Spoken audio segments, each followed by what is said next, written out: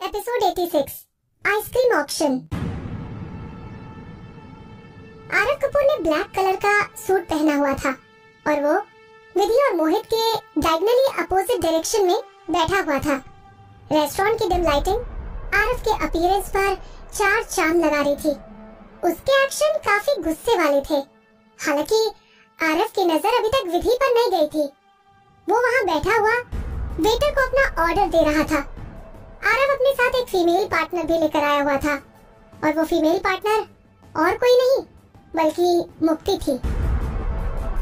कुछ ही देर में विधि वहाँ बैठी हुई अनकंफर्टेबल होने लगी। अपनी पुरानी जिंदगी में विधि ने आरव को इस रेस्टोरेंट में अपने साथ लेकर आने के लिए क्या कुछ नहीं कहा, लेकिन आरव हर बार उसको मना कर दिया करता था। हालांकि आज आरव अपने साथ मुक्ति को यहाँ लेकर आया हुआ था।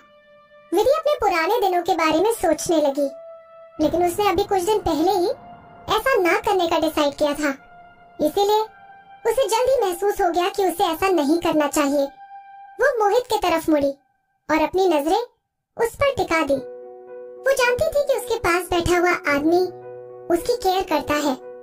वो आदमी अपनी जान का रिस्क लेते हुए उसकी जान बचाने आया था। सिर्फ मोहित के बारे में सोचने से ही विधि का मूड अच्छा हो गया। विधि अभी तक श्योर नहीं थी कि उसके दिल में मोहित के लिए कितनी जगह है, लेकिन वो उसकी सिंसियरिटी पर अपना दिल दे बैठी थी। तुम मुझे इस तरह क्यों देख रही हो?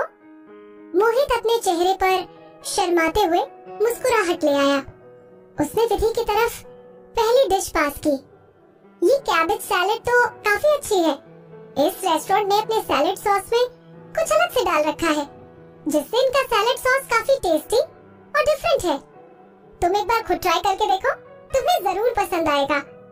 खुद शेफ होने की वजह से मोहित को अच्छे खाने और उसके इंग्रेडिएंट्स की पहचान थी। विधि ने कैबेज सैलेड का एक टुकड़ा उठाया और अपने मुंह में डाल लिया। उसको उस कैबेज सैलेड का टेस्ट बिल्कुल वैसा ही लगा जैसा मोहित ने उसको बताया था। उस रेस्टोरेंट का soup, main course, ice chocolate shake और बाकी सभी चीजें बिल्कुल ऑन पॉइंट थी। खाने को अच्छी तरह से कुक और प्रिपेयर किया गया था। मोहित उसके लिए सारी डिशेस को सर्व कर रहा था और सर्व करते समय उसके साथ थोड़ी थोड़ी बातें कर रहा था। विधि की आवाज को रिकवर होने में अभी टाइम था, इसीलिए वो मोहित की बात का जवाब लिख कर दे रही थी। मोहित बातें करने के लिए नए नए टॉपिक निकाल रहा था और उसने विधि की दिलचस्पी को बनाए रखा। थोड़ी ही देर में विधि और मोहित का रिश्ता दोस्ती में बदल गया।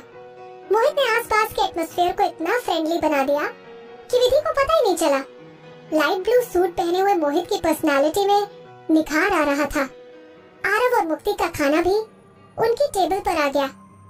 जैसे ही आरव प्लेट उठाकर उसमें खाना डालने लगा, वैसे ही कोइंसिडेंटली उसकी नजर कपल्स पर गई, जो कि उनके डायगोनली अपोजिट में बैठे हुए थे। उस कपल को देखकर आरव का हाथ खाना डालते हुए हिल गया और उसके हाथ से चम्मच जमीन पर गिर गई। आरव जैसे आदमी के लिए, जो कि अमीर और पावरफुल फैमिली से बिलोंग करता था, उस आदमी के हाथ से चम्मच छूटना अजीब था।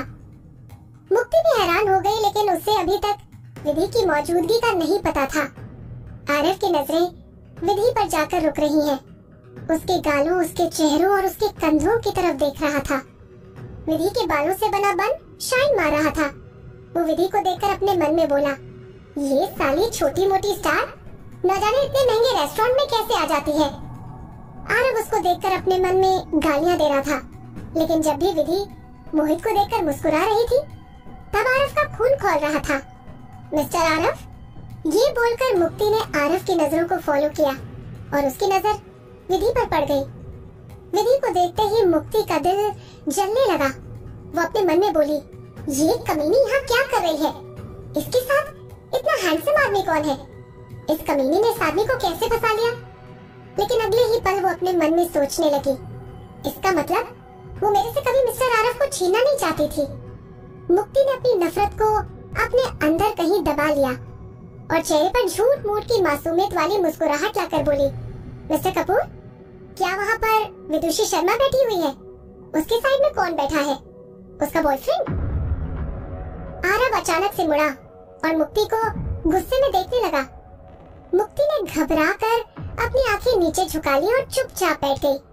मुक्ति को क्या पता था उसकी बात मिस्टर कपूर को इतनी बुरी लग जाएगी। आरव कपूर का कंसंट्रेशन टूट गया और वो फिर से अपनी टेबल पर रखे हुए खाने को खाने लगा।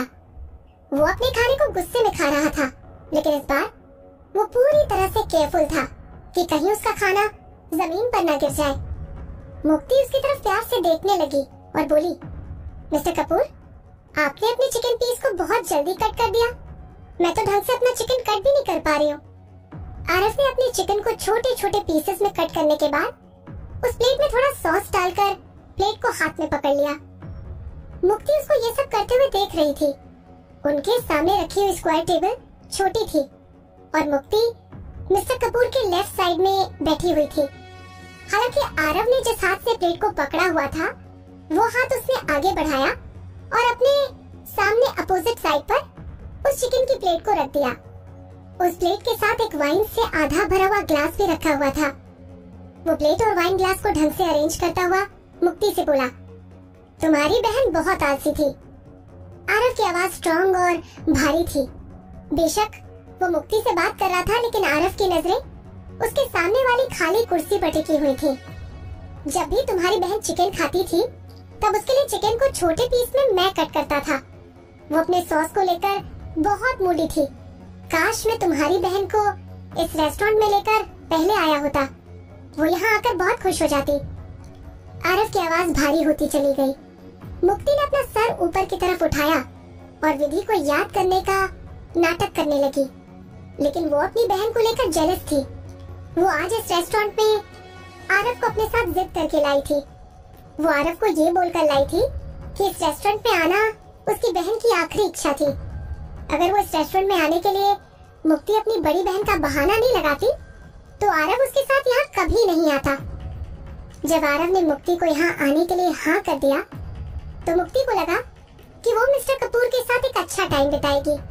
हालांकि उसने ऐसा एक्सपेक्ट नहीं किया था कि मिस्टर कपूर उसको अपने अपोजिट तक में नहीं बैठने देंगे, क्योंकि उन्हें लग रहा था कि इससे विधि को बुरा लगेगा।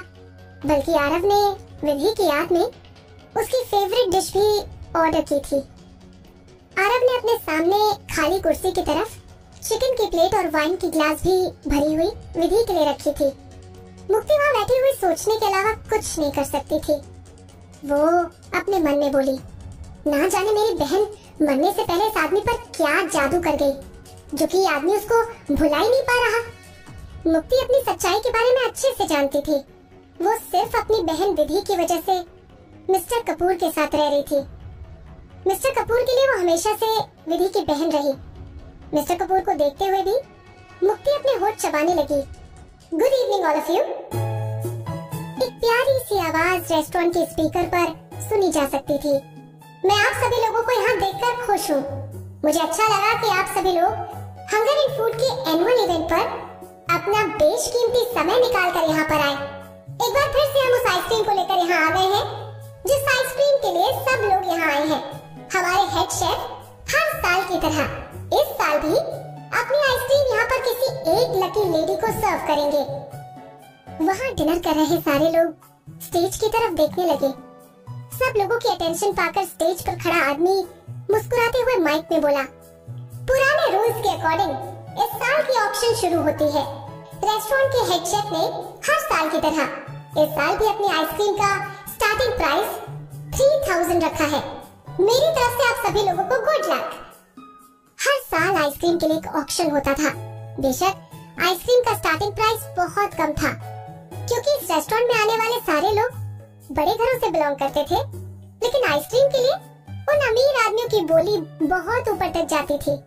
मैं 4000 दूंगा। अचानक से ही सब लोगों ने बोली लगाना शुरू कर दिया।